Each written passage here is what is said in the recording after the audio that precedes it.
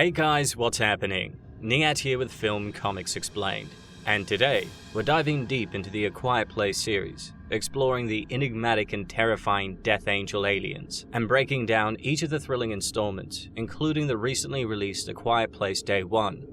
The first two films in the series, renowned for its ingenious use of sound and silence, crafted a chilling narrative around the Abbott family. Set in a post-apocalyptic world, these films unfold around their isolated farm in upstate New York, where humanity is on the brink of extinction due to blind but acutely hearing aliens with nearly indestructible armor. In these films, sound is both a weapon and a weakness, ingeniously tied to the very survival of the characters.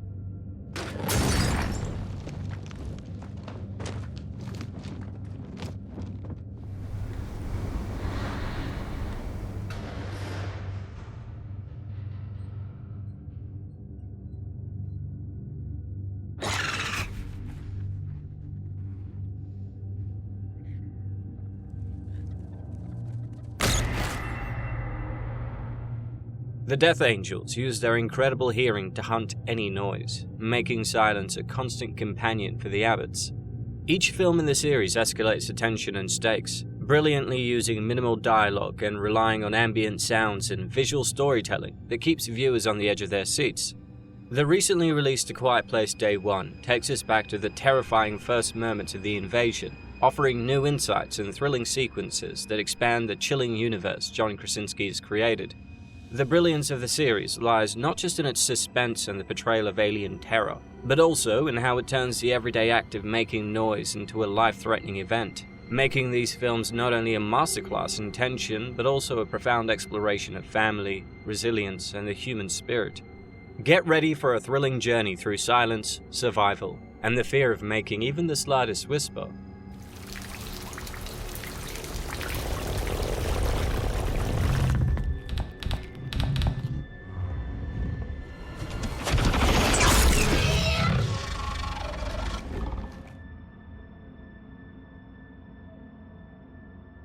The series introduced an extraterrestrial species known as Death Angels, formidable predators that have descended on Earth following the destruction of their home planet. These aliens, equipped with nearly indestructible skin, survive by clinging to fragments of asteroids that eventually entered Earth's atmosphere, resulting in a devastating meteor shower impacting cities worldwide, including Millbrook, Mexico, New York, and Shanghai. The Death Angels are characterized by their exceptional auditory abilities, which they utilize to hunt any source of noise, making them lethal predators. This acute sense of hearing, coupled with their robust armored exteriors, has enabled them to decimate much of Earth's sentient life, leading to a near collapse of human society. Strike two!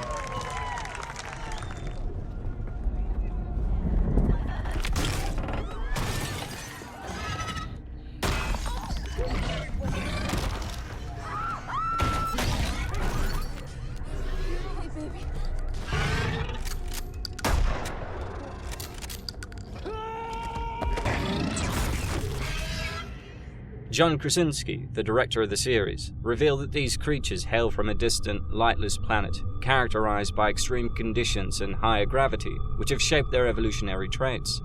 Adaptations such as echolocation, a thick, armor-like skin resistant to conventional weapons, and enhanced strength in Earth's lower gravity make them nearly invincible opponents. Their skin is so durable that they can withstand attacks from steel, firearms, and even explosives. Physically, the creatures are slightly taller than humans, with a physique that merges aspects of gorillas and flightless bats. Their limbs are digitigrade, enabling them to move swiftly on all fours or rear up for attacks, and their considerable strength and sharp three-fingered claws make them adept at climbing and capable of tremendous speeds.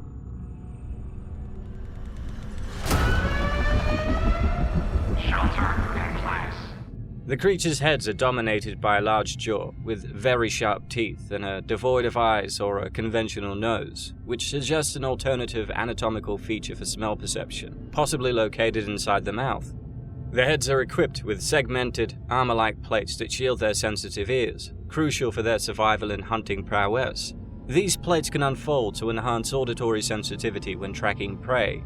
However, this feature also presents a vulnerability, as their ears are susceptible to damage from conventional weapons, a fact only revealed when they feel secure enough to expose them during hunting.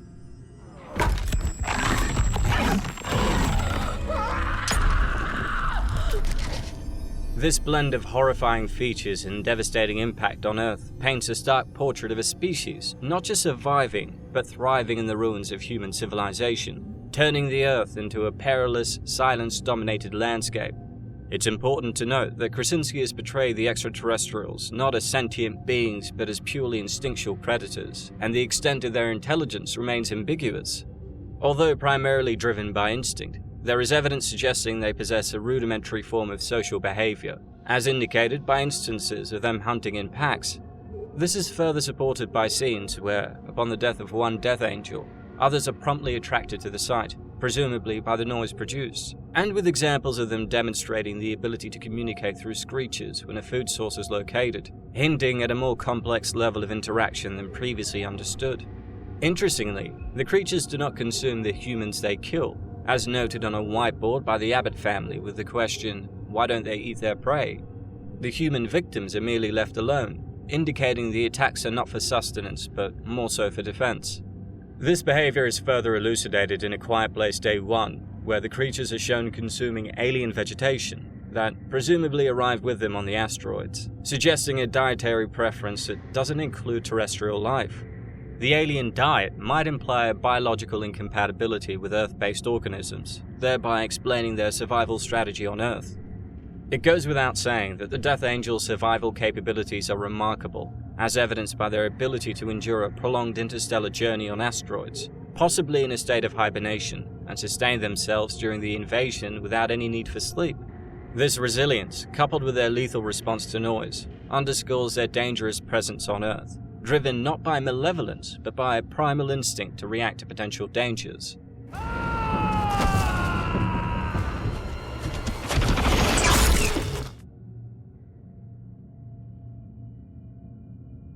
In a world overrun by the aliens, a few months after the invasion, the Abbott family, Mother Evelyn, Father Lee, deaf daughter Reagan, and sons Marcus and Beau strive for survival in upstate New York.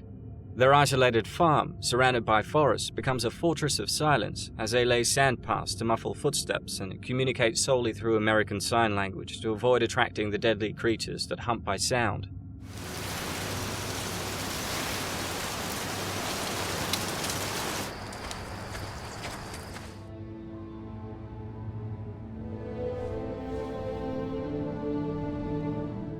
The fragile peace shatters during a routine trip to town for supplies.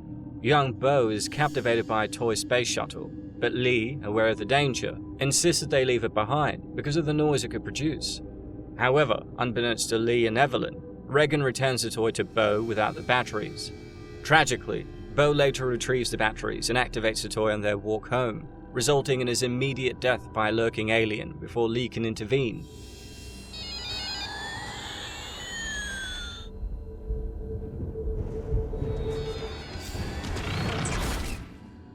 Over a year after this devastating loss, their life is slowly returning to some form of normalcy and routine on the farm, and Evelyn is now several months pregnant. One day, while Lee takes Marcus fishing, Reagan visits Beau's grave and Evelyn enters labor earlier than expected. A series of accidents, including stepping on a nail and breaking a photo frame, lead to nearby creatures converging on their location.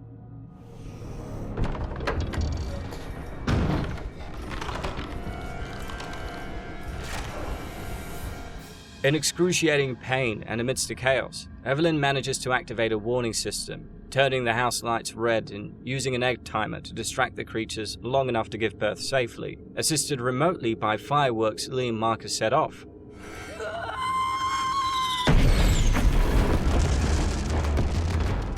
In a panic upon seeing the fireworks, Reagan rushes back to the farm. Lee and Evelyn hide with the newborn in a barn, but the baby's cries attract a creature, and they narrowly evade detection behind the camouflage of a burst water pipe. Meanwhile, Marcus and Reagan signal for help from a corn silo, but face dire peril when Marcus falls in. A Death Angel, drawn by the noise, attacks them, inadvertently setting off Reagan's cochlear implant.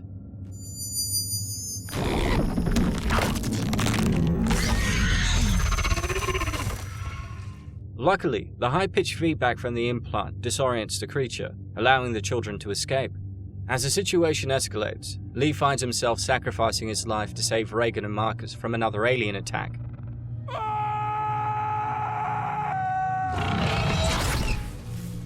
His heroic act enables him to escape to safety. Back at the house, Evelyn and the children retreat to the basement, where Regan sees her father's extensive efforts on her implant for the first time, which ends up being a significant revelation.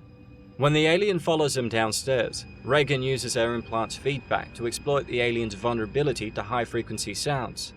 Amplifying the noise with a microphone, she exposes the creature's sensitive inner ears, allowing Evelyn to fatally shoot it with a shotgun. As they observe other aliens converging on their home via the surveillance equipment, Regan cranks up the speakers, and Evelyn, now armed and determined, prepares for the impending onslaught.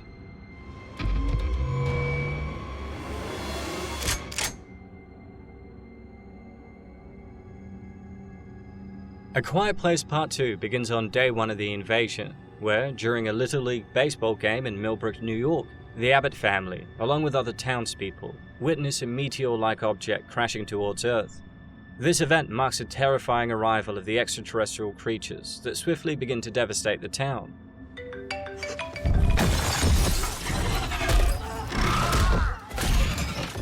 These blind, armored beings showcase their extraordinary speed and strength to locate their prey through hypersensitive hearing and mercilessly attack any source of noise.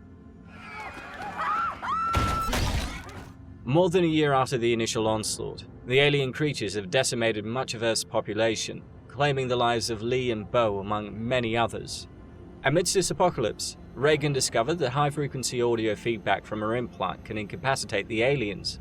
She adapts the discovery into a defensive weapon by connecting the implant to a portable microphone to transmit the noise. With their home destroyed and in search of safety and other survivors, the Abbott family triggers a sound alarm in a fenced-off area, drawing the creatures once again. Run.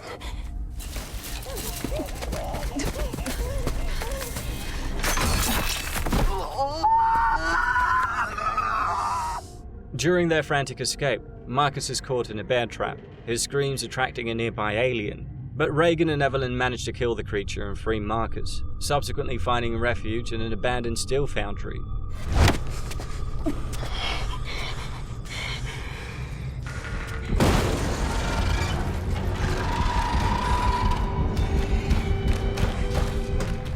Here they encounter Emmett, an old friend who's become cynical after losing his own family. He provides them with temporary shelter in his soundproof underground hideout, but initially refuses further assistance. The people that are left, what they've become, they're not the kind of people worth saving. However, when Marcus discovers a continuously playing radio song, Beyond the Sea, Emmett reluctantly reveals it has been on a loop for months. Regan interprets this as a signal from survivors on a nearby island and resolves to reach the island's radio tower to broadcast the implant's noise, turning it into a widespread weapon. You're too much alone.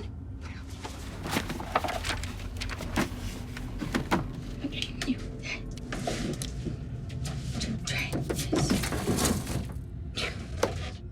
Despite initial reluctance, Emmett follows Regan after saving her from an attack and commits to her plan. Meanwhile, Evelyn leaves Marcus and her newborn baby in the foundry to retrieve medical supplies from town. During her absence, Marcus encounters the decomposed body of Emmett's wife, triggering a series of events that lead to him and the baby being accidentally locked in an airtight compartment.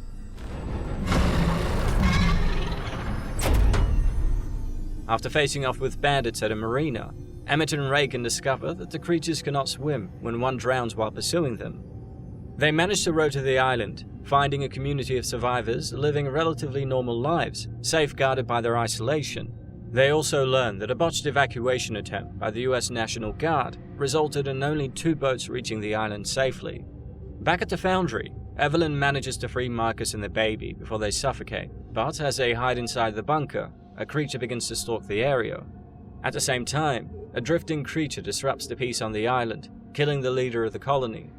I have to get back to my family. Here, Regan is forced to use the radio station to broadcast a high-frequency noise, incapacitating the creature before ultimately killing it with a metal pole. At the foundry, Marcus tunes into Regan's transmission, using the high-pitched frequency to incapacitate another creature before killing it with a gun.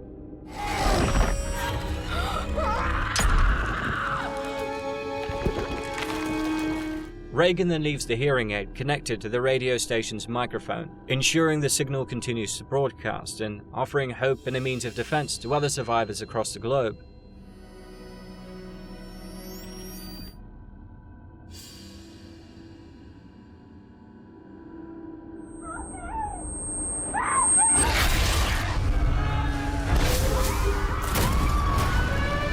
We can help each other. We have to get out of the city.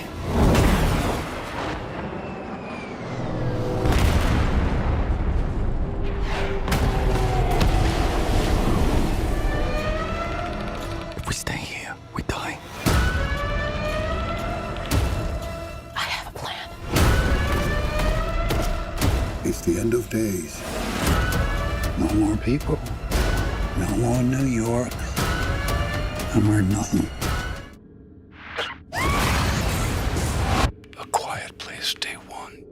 A Quiet Place Day 1 provides a harrowing account of the initial moments of the Death Angel invasion, setting the stage distinctly from A Quiet Place and A Quiet Place Part 2, which mostly unfold over 400 days post-invasion. This prequel captures the raw horror of the Death Angels at their most formidable, during a time when the world was blindsided by their arrival. Over the course of a few days, they decimate much of New York City's population, leaving a wake of devastation and a city in silence. Maintaining the intelligent structure of its predecessors, Day 1 excels in crafting an exercise in tension. Echoing the silent film aesthetic that John Krasinski innovatively employed in the first film, this installment intensifies the horror of alien invaders that obliterate anything that makes the slightest sound. The introduction of the apocalypse is effectively anchored by stellar performances from the two main actors, Lupita Nyong'o and Joseph Quinn, who successfully carry the film's emotional weight. The setting in New York City, notoriously one of the loudest places on Earth, adds a layer of dramatic irony. With an opening statistic, the NYC typically resonates at about 90 decibels, akin to a constant scream. The subsequent silence that envelops the city as the narrative unfolds is chilling. Day 1 not only provides an unprecedented close-up view of the Death Angel's arrival and the immediate fallout in urban settings, but also offers a glimpse into the lives of some survivors who later established the island colony seen in A Quiet Place Part 2. By focusing on the visceral first day of the invasion, it distinguishes itself with a fresh perspective on the origins of its terrifying antagonists, making it a compelling addition to the franchise.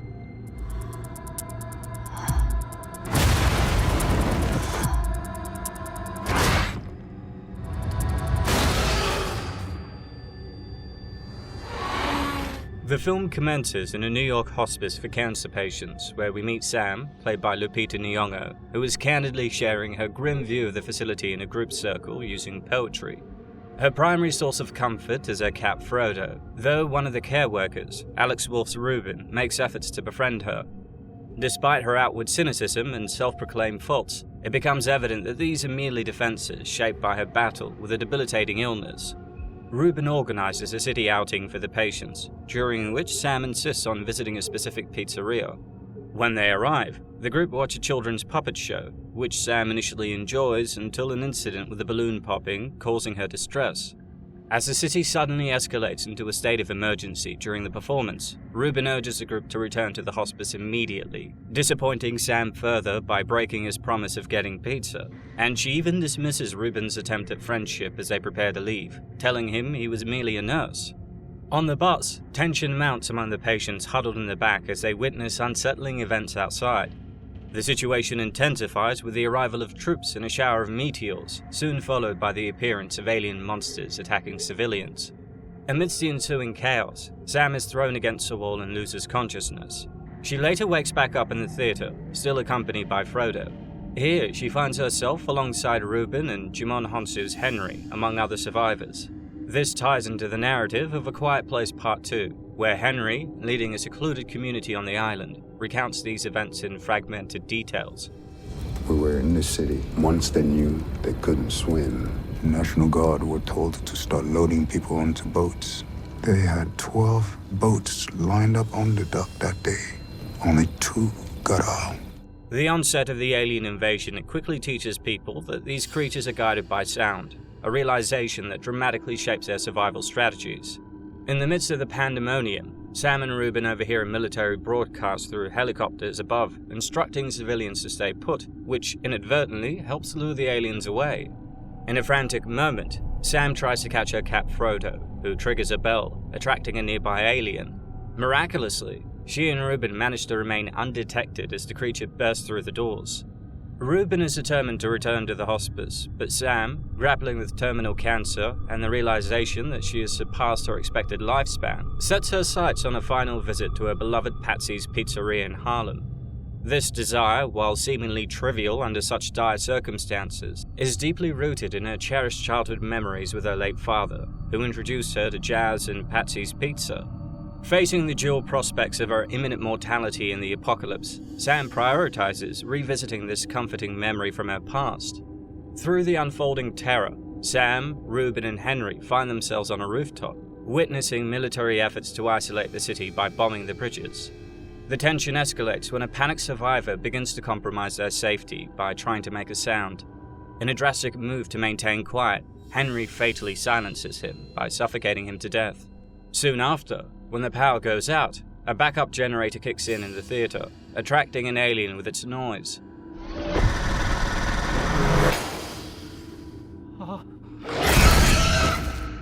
Ruben attempts to shut it off, and although successful, he tragically gets caught and is swiftly killed by an alien, leaving Sam devastated.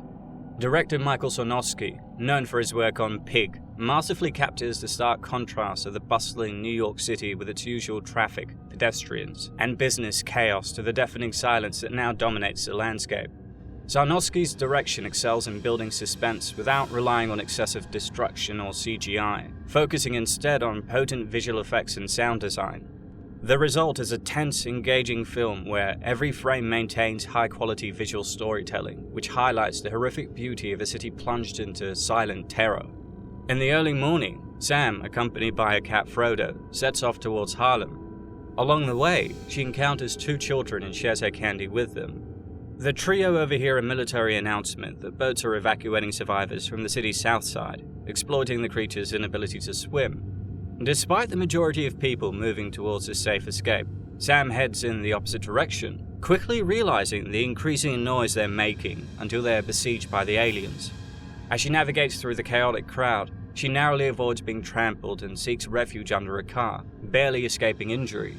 Startled by the events, Frodo darts off to a water source and meets Joseph Quinn's Eric, an English law student visibly shaken by the crisis. Suffering from severe anxiety and panic attacks, Eric is rendered nearly incapacitated and decides to stick with Sam after following Frodo to her. As a heavy rain begins, providing a sound cover, Sam and Eric are able to converse quietly. Sam suggests that Eric head to the evacuation boats, but he chooses instead to accompany her back to her apartment to retrieve her pain medication. There, amidst the storm's lightning and thunder, they share a moment of release with cathartic screams, and Eric discovers a book of poetry written by Sam and learns about her father's past as a pianist. The following day, as Sam continues her mission to reach Harlem with Eric reluctantly in tow, a noise inadvertently causes them to flee from pursuing aliens. Despite being nearly surrounded, Eric cleverly diverts the creatures by triggering a car alarm with a rock. They then escape into the subway tunnels, navigating through the sewers, and narrowly escape another alien, which drowns trying to follow them. However, the ordeal leaves Sam unconscious. Eric manages to revive Sam in a church where they find refuge, and while she rests, he ventures out to secure her medication and is reunited with Frodo. They stealthily move past aliens who are feeding on seeds that arrive with them from their home planet before Eric returns safely to Sam, who shares nostalgic memories of visiting Patsy's Pizzeria after her father played at a nearby jazz club. When they set out the next day, Sam and Eric discover that Patsy's is tragically burnt down. Undeterred, they then visit the jazz club where her father played. In a gesture to lift their spirits, Eric finds pizza from another shop, whimsically labeling the box Patsy's. He then delights Sam with a dance and a card trick, bringing a rare moment of joy amidst the desolation. In the emotional scene set within the jazz club, both Eric and Sam find solace, acceptance, and peace. It's here that Day One begins to delve deeply into the essence of humanity, highlighting the character's desire to experience life fully despite the extraordinary circumstances. Throughout the film, Sam and Eric face their fears, and the narrative underscores the importance of seizing fleeting moments of joy. The invasion of the alien creatures redefines existence in their world, yet the movie explores more than mere survival. It illustrates the profound need for emotional and spiritual fulfillment. Sam and Eric's journey eventually leads them to the site of the nearby boats about to depart. In a selfless act to ensure Eric and her cat Frodo escape, Sam distracts the aliens by creating noise, smashing car windows with a crowbar. This act of bravery allows Eric and Frodo to sprint towards the nearby boat. Despite Eric accidentally kicking a can, drawing the aliens' attention, he and Frodo manage to reach safety, with Henry and the others pulling them aboard.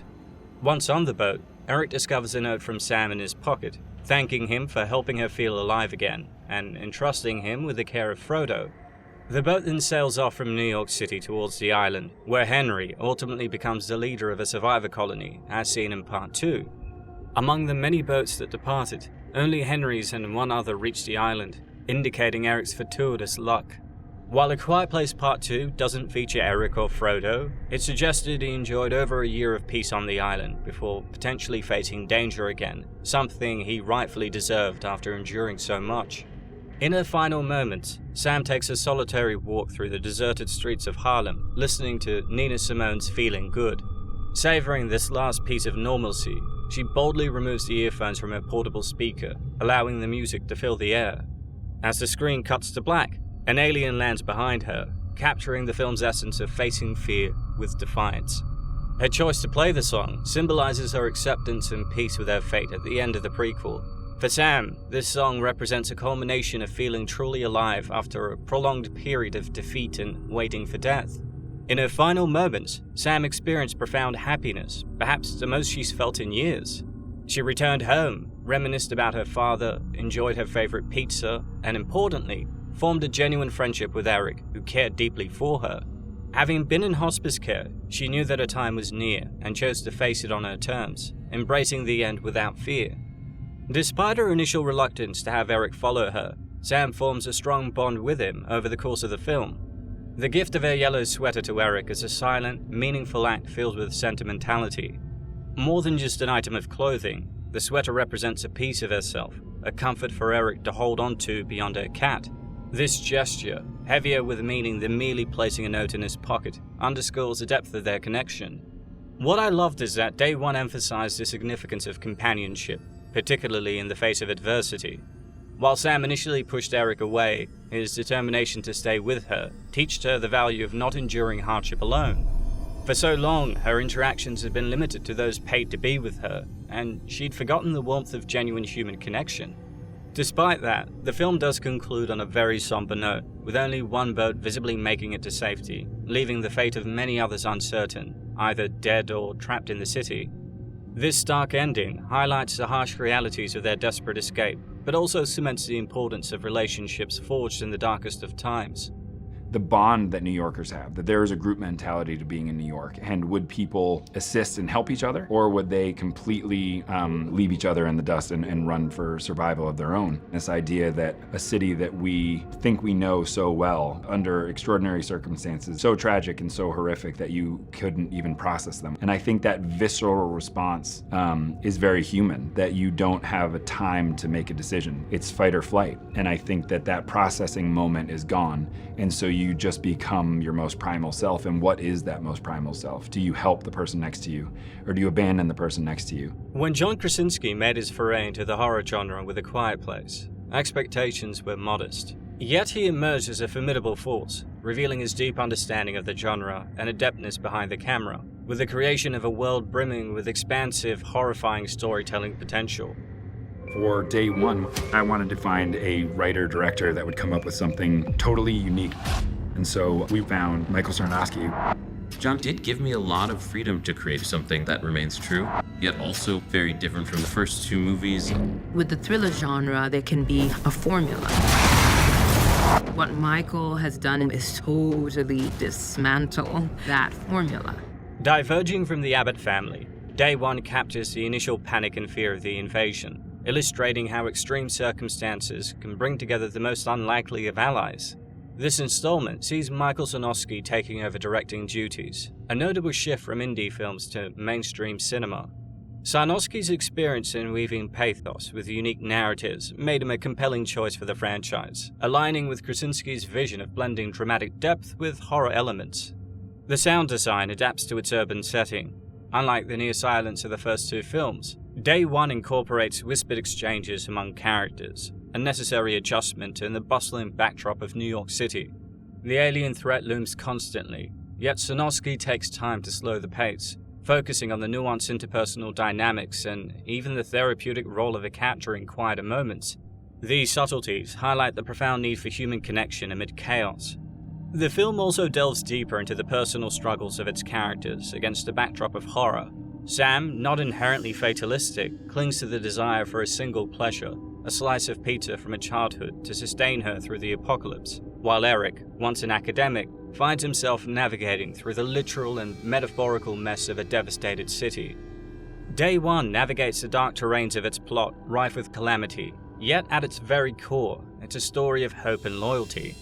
Initially, Sam is hesitant to accept help or collaborate, a sentiment rooted in reasons that unfold within the film's opening scenes. However, as the threat of death looms, she gradually recognizes the solace that companionship provides.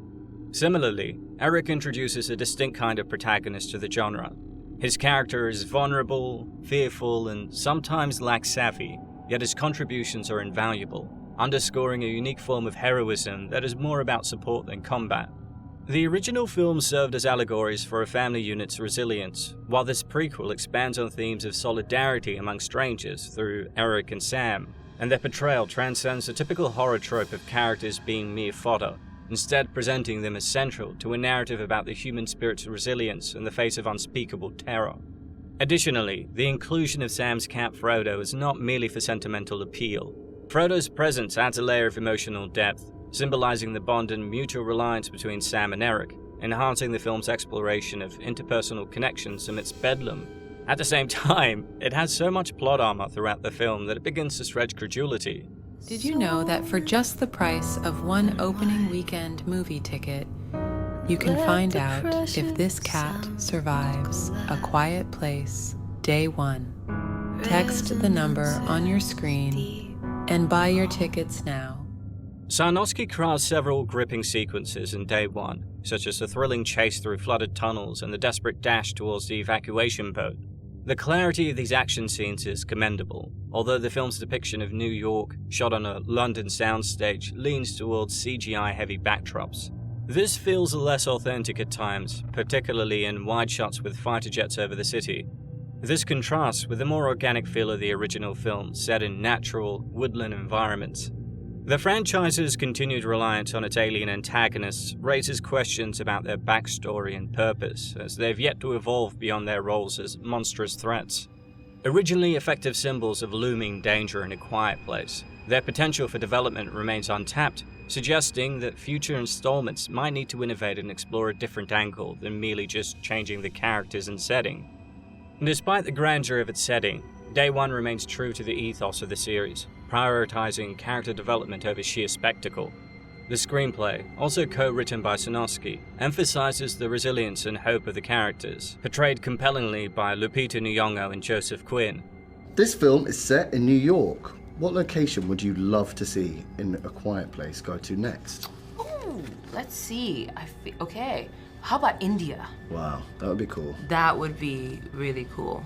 'Cause I think India might rival, like in Mumbai, it might rival New York in like bustling chaos and stuff like that. It's and busy it would there. be colorful too. Also maybe a snow one out in the snow. Quiet Place part snow. We'll pitch it. There we go. Without extensive dialogue, the actors effectively communicate their characters' complexities through expressions and body language. Nyong'o articulates Sam's anguish and resolve, while Quinn captures Eric's profound fear and vulnerability.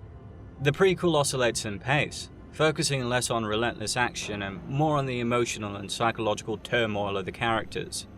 This addition to the franchise is emotionally charged, blending intimacy with terror and warmth with despair. It serves as a reminder of the stakes involved when confronting death, be it from a terminal illness or alien invaders. And ultimately, Day One cuts through superficial action to focus on profound human connections and is a worthy addition to the franchise. There's this other layer that Michael has added. It's bigger, scarier. He's created an emotional roller coaster. It does justice to the Quiet Place universe and expands upon it. What he was able to do was absolutely wild. The world is coming to an end, and how does one best manage the emotional roller coaster? It's perilous, it's fastly paced, and it's extremely quiet.